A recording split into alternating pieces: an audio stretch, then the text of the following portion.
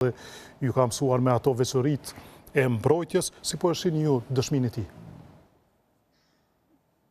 Spari, jam edhe unë personalisht falenderues zotit Rubin për rolin e tij të atëhershëm, që ka qenë i rëndësishëm, sikur se edhe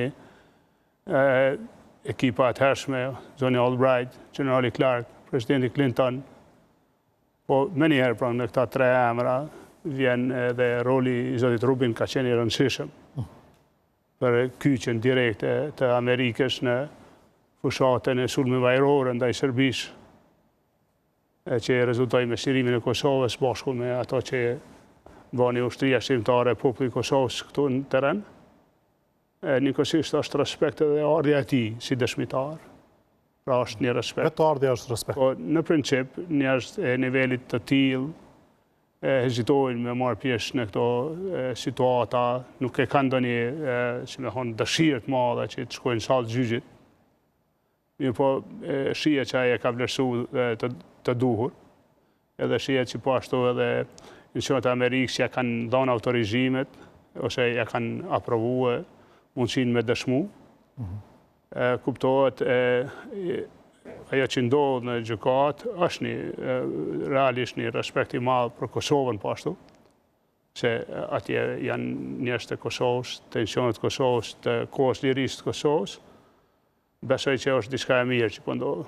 Pra dëshmia e tij është diçka e mirë për procesin. Kuptohet kjo dëshmi nuk hyn në ato faktet e pikave të akuzës të caktuar, por e shpjegon kontekstin e luftës në një mënyrë mendoj që është me peshë të madhe për ato tendencat e prokurorisë, qoftë me akuzue udhëheqësit të UÇK-s, bashkëvijës komanduese apo të përgjegjësisë kolektive, si organizata përbashkë kriminale apo ndonjë vepër tjetër, mendoj që deklaratat ose dëshmia e zotit Rubin është ndihmëse e madhe për mbrojtjen dhe për zotin Thaçi. Dhe si thatë edhe ju, po diskutohet shumë pikërisht për këtë zinxhirin komandues dhe fuqinë që e ka pasur zoti Thaçi, u përmendën edhe ato epizodet kur nuk e ka pasur autoritetin e plot fuqishëm për të vendosur kryen vete edhe për nënshkrimin e marrëveshjes. Natyrisht ju keni qenë në atë kohë në terren luftë si komandant i zonës operative Dugaxhinit, pra sa ka qenë kjo betejë për të bërë edhe presion, duke qenë ju me çizme në terren dhe dikush tjetër duke negociuar për fatin e Kosovës diku tjetër, në këtë rast në Francë? Po, kem pas 2-3 të arritura edhe të mahershme para Rambujesh, sikur se dini ka ndodhur disa pushime, disa lëvizje tjera. Edhe ajo marrëveshja Holbrooke-Milošević Po, kanë qenë disa, ajo ka qenë pak më ndryshe, po megjithatë ka ndodhur disa zhvillime në mes palëve. Kjo ka qenë ajo periudha më e ndihshme, sepse kjo është pa edhe si epilog, si përfundimi asaj që apo ndodh në terren. Personalisht unë kam qenë mjaft i shqetësuar, e pranoj, edhe për shkak se jemi friksuar që mos rastisht po na ndodh ndonjë imponim në emër të paqes ose të ndërprerjes luftës, e me mbet Serbia në Kosovë, ose me ndodh ndonjë marrëdhënie e që ka pasoja pastaj. Pra edhe unë i takoj një pja atyre që kam bo presion të delegacionin në Rambuje, nuk e fshej. Keni bërë presion që të keni kujdes se apo nënshkruani? Po normal se na ishim në luftë dhe vdeshin njerëz edhe ishte një situatë e rëndë. Edhe kam bo presion që të mos bëhet ndonjë gabim që na kushton, sepse s'do ta ndalim luftën. Nëse bëhet keni kërcënuar se lufta nuk do të ndalet, nëse ata bëjnë ndonjë koncesion që... Kam qenë i ftuar 2 herë për me shku jashtë vendit. Keni qenë ftuar? 2 herë zyrtarisht, edhe në këtë etapën e fundit të Rambujesh, po edhe në një etapë tjetër. Nuk kam guxuar me lëshu vend luftimin, edhe sikurse deni edhe me të drejtë edhe mburrëm nga njerë, thamë që unë se kam lëshu as një orë vend luftimin, jo as një ditë. Asë njërës keni dalë nga Kosova? Jo, zonën time të përgjithësisë të luftës e kam lëshu as një orë.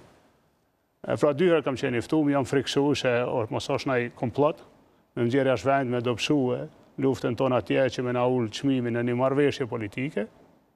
E kam biseduar me ata që kam pas marrëtarë, nga nuk duhet me shkuën. Pra nuk keni pranuar të dyja herët?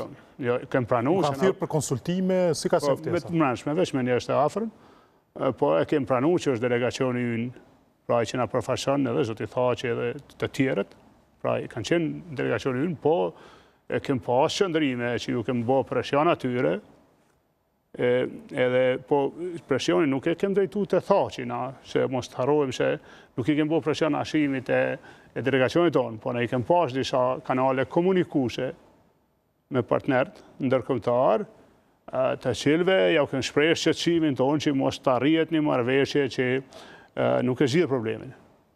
Pra sepse ne nuk do ta ndalim luftën, ka qenë pra zotimi yni. Po kjo ka qenë se mirë ata mund të nënshkruajnë çka duan, po nëse zbindemi ne do të vazhdojmë të luftojmë. Po e vërteta është jo çka duan, nëse marrëveshja është në rregull.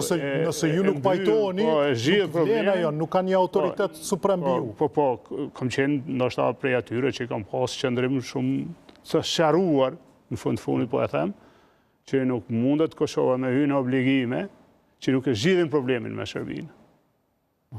Se nuk vlen, se do të vazhdo lufta, se do të kemi nuk ka qenë një situatë e lehtë as për mund terren, edhe presioni i zjarrit. Se Serbia gjatë asaj kohe që ndashin atje bisedimet, provoj kemi në adopsu në terren, që me pas argumente, pastaj me ullë çmimi. Po mendoj që edhe zoti Thaqi edhe kolegët atje kanë bërë një punë shumë të mirë. Mendoj në rrethanat që janë kanë bërë një punë shumë të mirë, edhe sikur se dini, jam edhe prej komandantëve më pastaj, pra pasi që ka ndohë marrëveshja, desha s'ka ndohë, pra kom qenë për aty që kom bërë presion të madh, po kur ka ndohë marrëveshja kem respektu. Përdoret edhe fjala kërcënim në raste të tilla. Tani, ndoshta është gjuhë e ashpër, po realitetet kanë qenë tilla, ne kemi qenë me armë në terren. Dhe keni kërcënuar?